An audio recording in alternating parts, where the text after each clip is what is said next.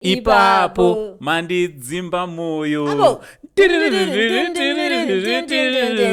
Unonzi mutumbi. Muduri. Muduri. Mutumbi. Techingofunga zvemitumbi. Mitumbi unogara nawo. Mitumbi une mitumbi mingani ko. Chokwadi sauti unofunga kuti varoyi vachona ndo vasina sauti kumba kwavo. Ivo uchireva ani kuti kana kuti hanzi regai mugonyaradzwa muranotumira mweya munyaradzi. It's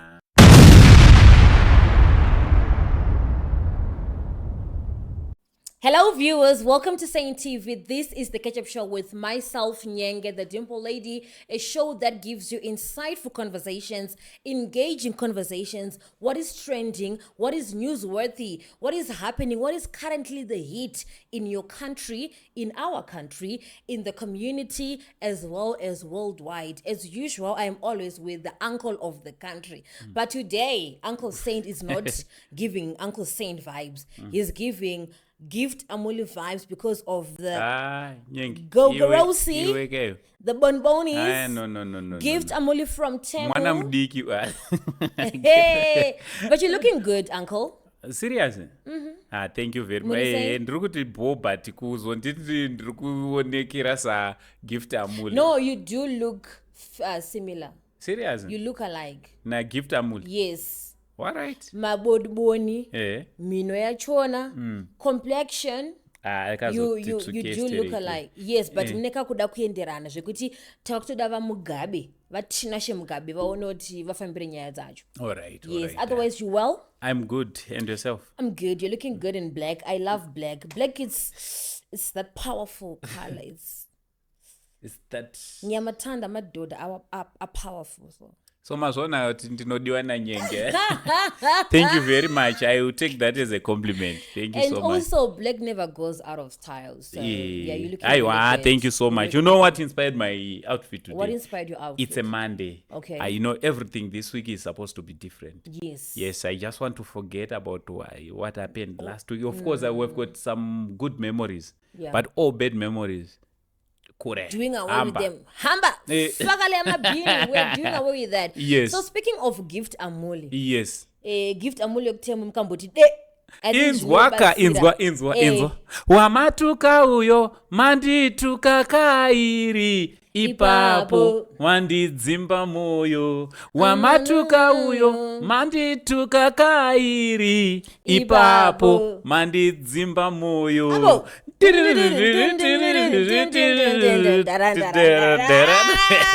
Amatuka, sit down. You don't know anything about this kind of music. They won't know anything about this song. Because you know what song yani nguwa yakareba sei yani makore mangani. Makore akawanda. Close to 2 decades. 2 decades? Yes. I think it's about 18 or 19 years old. Song, I remember watching the video vividly. I've got a clear memory of it. Yeah. Ezomgido. Tiona wakadzi yakafika blends my trouser white so. Nima anenge ma goof out my hipster. Nima goof out vachitamba mambokadzi vachide one day I'm going to be one of those ladies dancing and here. But saka Nyenge iwewe zvokutambira ma artist vakaita sewo ungadere. No. Kwenda pa stage kunona tsoti. Zvekuti let's say vakuinvite one night or kana kuti dancer one. I know. All right, akati just for one video uya akakuinvite. A video as a video vixen, yes. I've featured on videos of Just Signal, what's his name? Baba Harare, but that was back then. Serious? Big featured. Serious? Yeah. Ko pa Just Signal isong ibe. Kure asiti kama nyatoshika. Serious? Yes, I'm actually like the main lady on that video. I also featured the recent one was with Sarungano. So yes, do book me, okay? Send me a DM, artist, if you're watching. As long as you've got your ching ka-ching. Don't worry, I'll come. Not for free, yeah. Not for free, baby. I know. TV. No, I know. Speaking of Gift Amuli is a Zimbabwean singer-songwriter, Sungura singer and songwriter. Yes. And he was in cahoots with a fellow Sungura as well songwriter, Anonzi a Fest Farai. ndisingazoziva hangu mimanzi yafestival ndachida kutobvunza ipapo kutoti une song yafestival yaunoziva here umbotimbirawo futi tisaite rusarura kungoti handina ndinoziva kuda zvimwe ndinge ndisingaziva kuti ndiyakaimba it's possible sa uri kuona kuti chii manje Nyenge panyaya iyoyi yakambotangira papi unoziva kuti yakatangira papi daka iri ndakanzwa kuti nemahunga zvinonzi izvo pane gore 2011 pakashaya mudhara Sifasi Mashakada. Yes.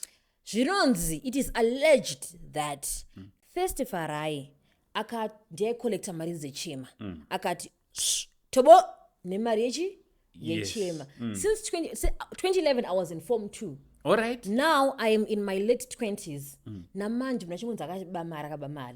Saka gift Amuli na Festivarai vakazoendesana kupi? Kumacourts. But ipapo zvanga zvabva futi mune Zimura because Festivarai yanga ari muzimura wakazofaiwa. Gift Amuli achiti naye ndosa wakaba mari wewe chema. Nhasi uchiri kungodi kungoramba uchiba chete uri mbavha chichi vangenisana mumacourts.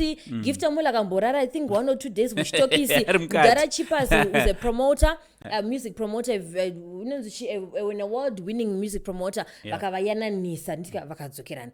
But ndakona jiki Gift Amuli arikudaburitsa song. Isong out album inonzi Mariechema. It's a single. Kudena.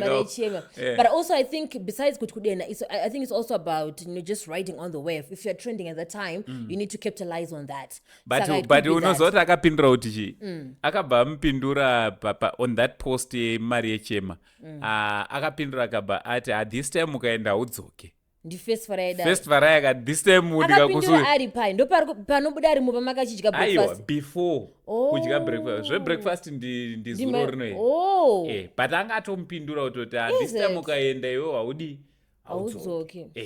I think they are just doing it for the vibes. I don't think they're serious. This time I think varongota zvekunakiro but tiri papo ka iko kavidhio kauri kutaura aka kafestivarai ari mumba make because aagadzirirwa tafura yanga ine chiiko tafura alright saka itafura ine mat handiti akamucheka aiwa mamete alright listen uncle don't do that mamete aka pakaiswa plate pakaiswa kamucheka breakfast but vanhu vakuru mune muchimboita secha beans ine polony ine I think bacon on the other side and then maybe it's eggs andisina tsokuona hazvinatsooneka netiru makati udye breakfast kunoko but kamucheka kandekei kamucheka aiwa imate like ma table clothes no you know what vamwe vanhu vanenge vachida kungoita kuva ne vintage style uncle it's just vintage but ona manje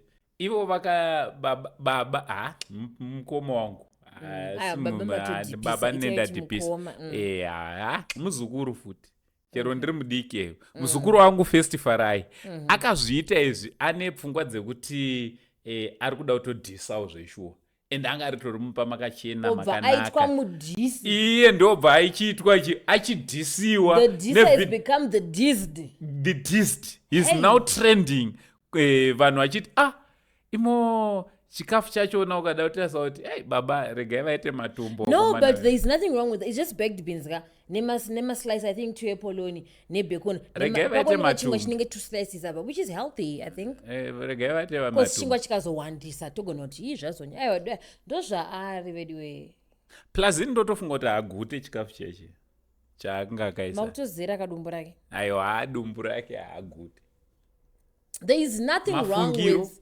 ndizvozvo hazvo mafungiro edu hanzi mafungiro avana maichisamba hazvina zvakaipa as long as munhu uchiziva kuti uzova fit zvinobatsira kuti udye masmall uchiziva kuti haugoti saka iinvita Gift Amuli kuti uya tidye breakfast yatidye saka imari dzepenjeni ri kuzimura dzavaidye. So yeah, don't forget to subscribe on this channel. Please don't forget to subscribe. Share, comment. I have no comment. I don't know. There's no pension there. Hakuna pension I don't know. Saka kutongobuda basa zvapera. I think so. Kutongobuda pepe because I guess you failed to do a good job. Hasha dzese dzodzo kana kusina pension. I'm sure you get paid. saka obviously ndinototi hasha pandiri kudya pandiri kupiwa salary but hazvisi zvakavaita here kuti vazokanganwa kureleasa because varume ava vatiri kutaura vese vari 2 zvekurira havacharire. These are legends. To be honest, these are legends in the Sungura music industry. Right. Gift Amuli, yes, but not First Farai. First Farai anombobvira legend. All right. Aringoriko munhu aringoripo aimbo ano. Come on guys, not my legend. Chichinon's legend. Because whenever we see First Farai, tinobva tatofunga baba vake vakakopa tongai moyo. May his soul continue resting in peace.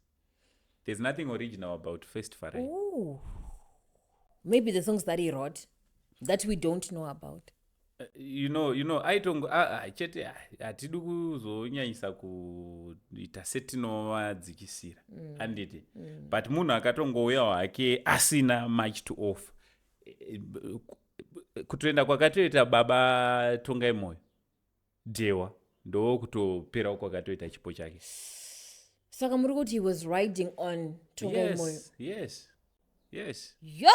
Kubva pakaenda the late ndo the late kumusic yake hapasina kaukopa. Sandotongoblema Peter. Ndoblema Peter. Peter anofanira kuti aramba achibuditsa zvakanyanya kuitira kuti at least awanewo kuchikopera futi. It is well. Moving right along, Uncle, do you believe in Mamit's kids? First things first, do you have pets at home? Yes, I've got 5 dogs. 5? Yes. Why 5? You've got the money for the food? For the dog food? And they are very expensive because I've got my German Shepherds, I've got my Atumotudiki, tuma puppy. I've got 2. I've got a German Shepherd and 1 cross German Shepherd. I've got 3 Tuma Jack Russells. Okay, so this is for the love of dogs. I love dogs. You love dogs? Yes. So preference in you, what do you prefer? Excuse me, dogs, cats? Kids. Yes, anything? I can have a cat. Okay. I can have a cat as a pet. You don't have a problem with it? I don't. I don't like cats. But ndotariswa ndaipiwa nani because kune vamwe kutoti unogona kutongozoriona rabere padheno izi. Because kitsi zvayonaka not only in Zimbabwe muno muAfrica ndakatozoona kuti maAfrican countries akawanda kitsi inongonzi iri associated. It is alleged that it's associated nenyaya dzewitchcraft. Ichokwadi icho chiti panyaya yekitsi angoka, there is a lady who has been trending she went viral on social media. Yes. Achinzi mumota make makunzwika kitsi iri kuchema. So this lady, she's being interviewed by Photovate from H. Shout out to Photovate. Achibuda achiti mota iyi ndakaitenga ndane 2 weeks ndichifamba nemota iyi.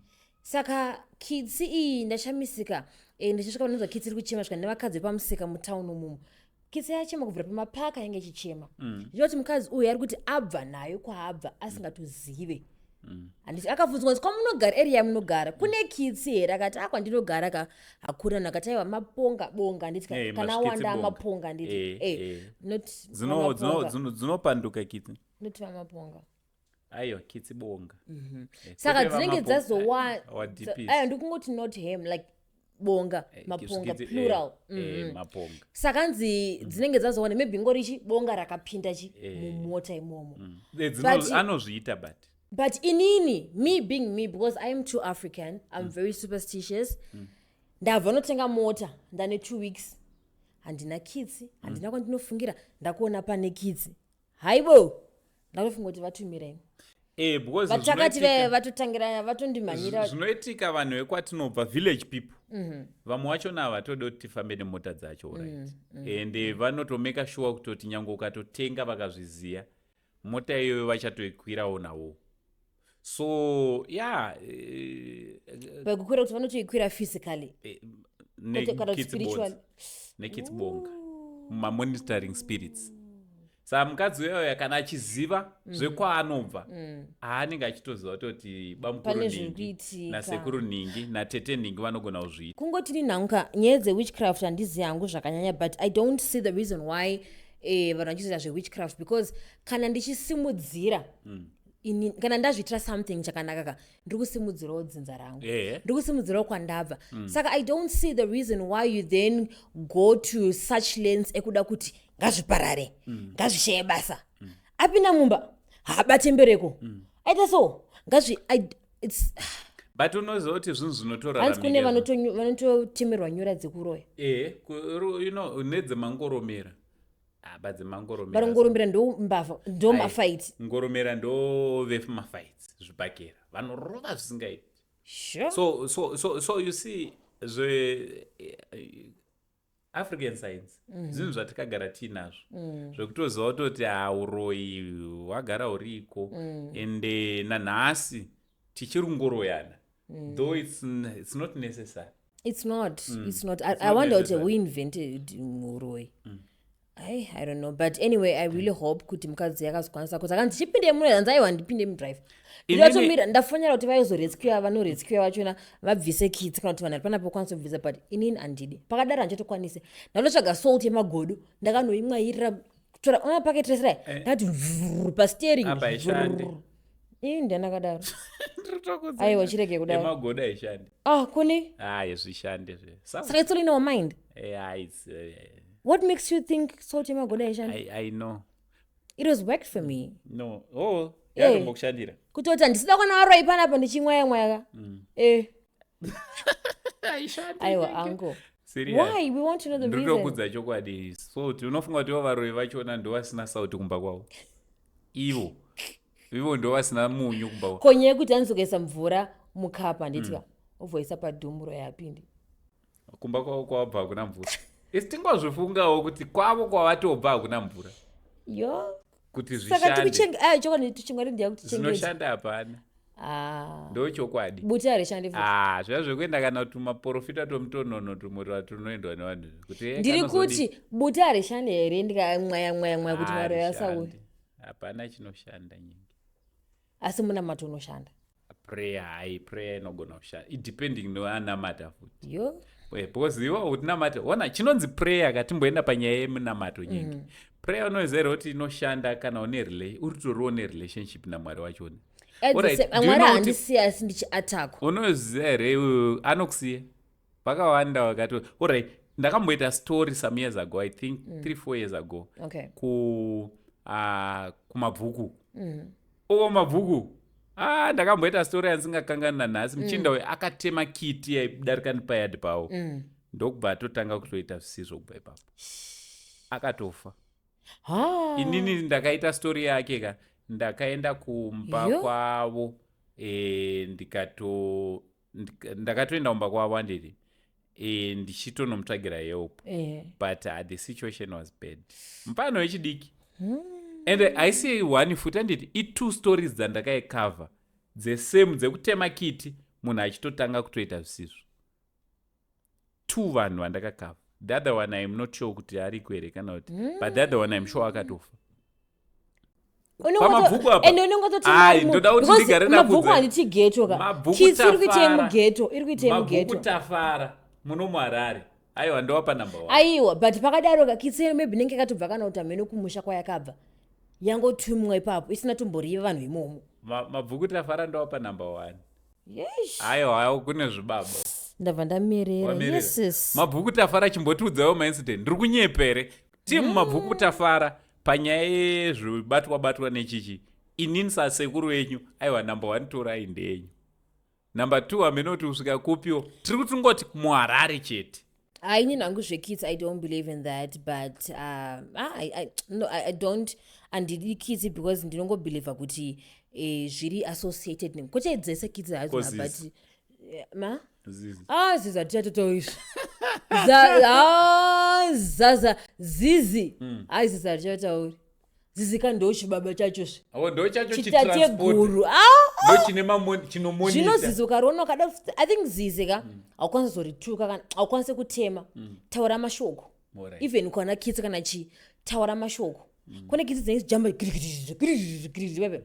because handimati akatema akadini taura mashoko nezita rajesu ndiko kuti ibva panapa iwewe dzokera kwawabva ikoko handina chandinacho chako panapa but pane zvakamboitika ngo zvandabva ndafunga ini ndichiri kura ndaita zvescripture ineni ndopakabva zveusaint. Okay.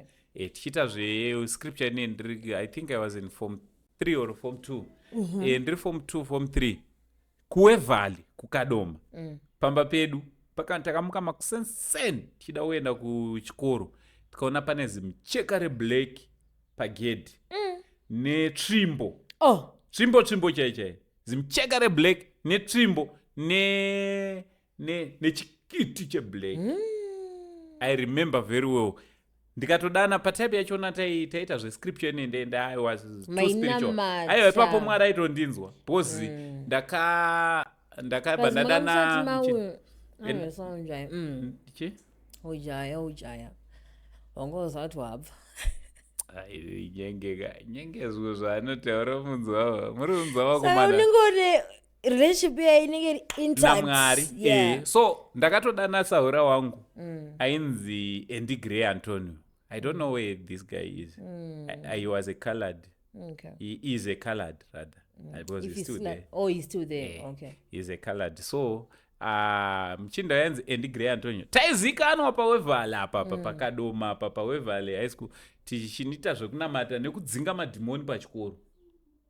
Saka makamudana mukauya auya toata endobva atora zvikanzi ngatipisi tikatopisa kokitse yakaenda kupi kitse yakazorwa pasi apa taida kutoiuraya takatoiposhereka samakatora mukapisa muchinamata kuti ngazvidzokere taramba tinoshandisa magodo kana mvura sauti yemagodo ndizvozvo prayer does work. I think it's all in your mind, also your faith kuti kana une faith yekuti magodoka handisi kuti hauna mati usangoisa godo wosiya zvakadaro uri kuisa chiti ndaramba mhepo yakaita sei ndiri kurayira mhepo ndikuramba uroyi mhepo yakaipa yese idondiparadzanisa nemunhu wangu dondiparadzanisa nemunhu wangu nechakati nechiaiwa just try.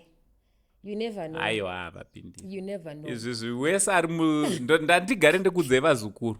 Wese ari murelationship kana kuti ari mumarriage. Ndezvako nemunhu wako. Mwari ava dzimwe dzavanopindira kwete dzimwe. But what I do know is that God answers prayers. Azvinei kuti prayer yakanangana necareer yako, yakanangana nerelationship, nemarriage, nechi Mwari anongopindura. But panyaya yekupindura iyoyo zvinonzi kana nguva yaMwari yakwana inenge yakwana. But kamwe kachona kamukwaniro kachonaka kana kuti dzimbei tine Easter patikaita Easter weeks apfuura ayo. We've got a family, the Mujuru family, our condolences to them. Vakashaikirwa mai vakashaika nevana vavo mutsaona. That was so on bad. The spot, uncle. Just talking about it gives me yeah. Ende nanhasi nenika nyaya iyoyo ndanga ndisingade kutoitaura kana because ndakazvitora ndikazviisa mutsoka dzemuchinda uyawo kufirwa nevana vana 5 nemudzimai vanhu 6 ndaida kutoenda kumariro kuya ati I was broken to an extent yekuti kana kuti ndinonomutarisa sei unonoti sorry uchireva ani kuti kana kuti hanzi regai mugonyaradzwa Mwari anotumira mweya munyaradzi ndibaba kana mai vanenge vafa kana ungoti sekuru kwete kuti ndapararirwa nemhuri yese vandakatarisa vachona. Imagine you're meeting somebody, you are building the future, your future, you're raising your kids. Kwete 1, kwete 2, 5. All those years muchikura bonding and what and uchiti vachandichengeta ndakura nhaka yangu iyi yamangwana zvinhu zvinorwadza but zvinhu zvinorwadza. And I just want to send a special shout out kune munhu wese akabatikira. You know there are people who even went there in person zvamataura vakangozvishingisa vakaenda vakanopair their condolences. Also Dynamos vakatoenda Dynamos team vakaenda vakazoenda after kunozobata maoko after kunongoti wayo is a strong supporter weteam yedu tine imi munguva ino yakaoma zvakarwadza amai president first lady yes vakaenda zvakare zvinhu zvinorwadza but inhangu handigoni kati chii I don't have anything to say because I don't have the words to say. mashoko anopera Zvinhu ukaona zvinotorwadza muchitaura kudaro. aiwa ndosaka paipa ndibaba kana kuti mai kana Yeah. kuti mukoma tete kana kuti sekuru patiri kuti paipai Zvakaoma. aiwa tongoti Pakadaro vanyaradza unotobvunza mwari wachona kuti saka alright maimbondipirei mhuri yacho. ane mibvunzo yakawanda sina achapindura Yakawandisisa ende zvinorwadza. Tiri panyaya of another sad incident, another terrible incident that happened. There's a family from Gwanda as well. Vakashayikirwa, vakaita extend futi vakashayika. Ndibaba namai nevanawo vaviri. Vakatovigwa kuGwanda uko. Panguva yeEaster iyoyo saka chiri chikumbirisewo mufunge mukuchikaira umo mukaumo unogona unonga wakanonoka stireki uda kumhanya but kana unga wakanonoka waregrinda the previous day. Let's consider other motorists, let's consider other people on the road. Handitika don't be selfish on the road. Usave munhu wekuti ndida kuenda nini unoona munhu achiovertake pacave zvisingatoiti ukunyanya kuti zvite why uri kuzama alright uda kuzvuraya wazvikoniwa zvekurarama itaka zvinhu zvako kwako wega. Not that we condone suicide, no, we don't do that. We don't support kuti munhu abva aite unalive themselves, but let's be cautious on the road, let's be alert, let's consider other motorists on the road. pane chimwe futi pauri kutaura nyaya yekuti let's consider other motorists on the road. I'm just thinking of this clip kandakaona. Yeah. This is a truck Okay. riri kurowa mukeve I think ranga rakuapproacha kabridge. Then another small car was coming achibva kuopposite akaflasha malights even pavideo. Yes. Even pavideo ka wanga usingatonatsoona, you know, akaflasha manherai I think kwakwa kunovira dzaita sekuma 6 okay past 6 but akaflasha ka zvakakonzeresa confusion kuna driver waipesana naye akatoita okay accident. akaflasha nditruck No, ndikamota kaibva okay wetruck aitodriva zvakanaka achitokevha zvakanaka nespeed yakanaka but kamota kaaipesana nako ndokanga kakaflasha okay truck rikatoita accident. Iye paakangopesana uye akaita confusion akatadza kuona, you know zvazvokuti ukatarisa pamalights obva anyanya kudai unobva wadzima.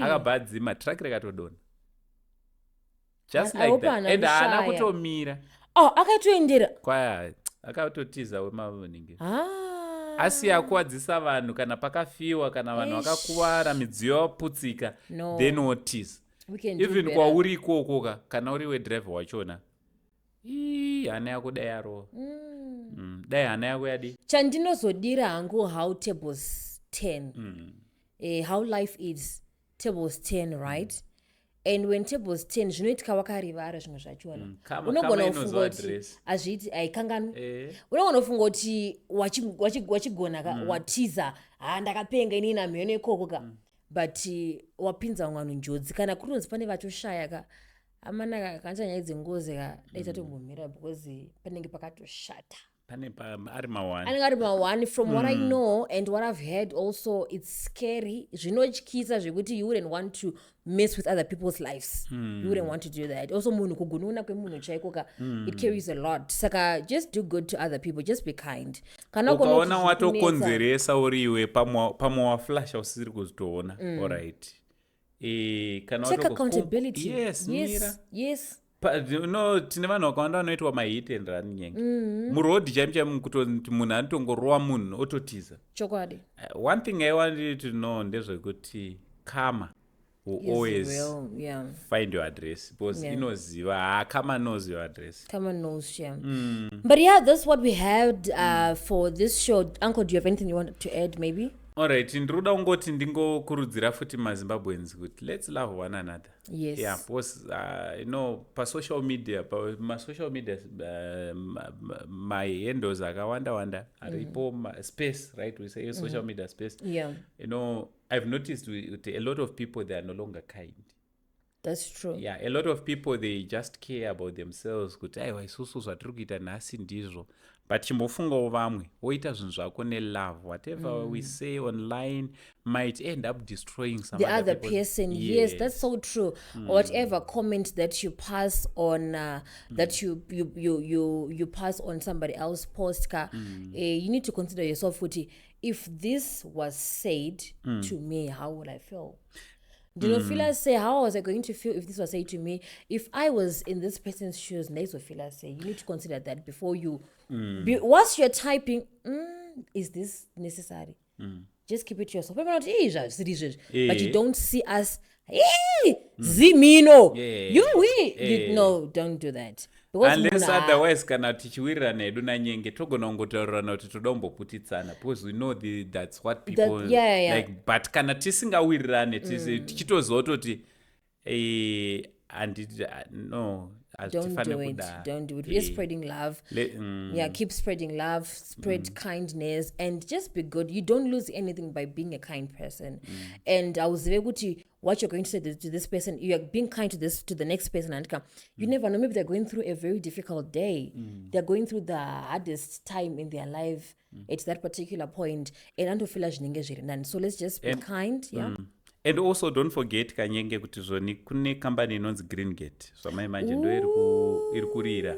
Kana wazoda zvekuvaka imba yako kana musha wako, the only way to go for now Green Gate. Green Gate, the trusted partner when it comes to building, constructing, construction, everything construction. So you need to follow them on their social media pages. That is Green Gate. Engineering and construction. Yes, it's Green Gate Engineering and Construction. So you just need to go and follow their Facebook page. If you kana uchida kuitirwa maplan, kana uchida kuitirwa anything chine chizokuita nekuvaka, alright. Yeah. Anything and everything zvine chekuita nekuvaka, you just need to go and follow Green Gate. Basa rotoenda mberi. Nichida kungoti a big shout out kuna Boss T and it Mr. Green. He's doing great job. Vanhu vari kuvakirwa dzimba ende so far hapana atadzoka achicomplaina kuti basa rake harina kuitwa zvakanaka. Zvinoratidza kuti munhu unenge uchita basa rako nemazvo, ukabata maclients ako zvakanaka, uchita basa rako nemazvo, definitely you have more clients. And because vanenge vachiita sei vachirefeyana. So people like me, myself, and I don't have anything to my name yet. Saka ndadotanga kuti ndivakewo. Ayo Green Gate ndakanobata Green Gate kangoti ndipewo kaplan zvakamira sei quotation chi ndingosimudzowo wangu chi unonzi mutumbi mudhuri chingofunga zvemitumbi mitumbi unogarawo nawo mitumbi une mitumbi mingani ko Alright, it's okay.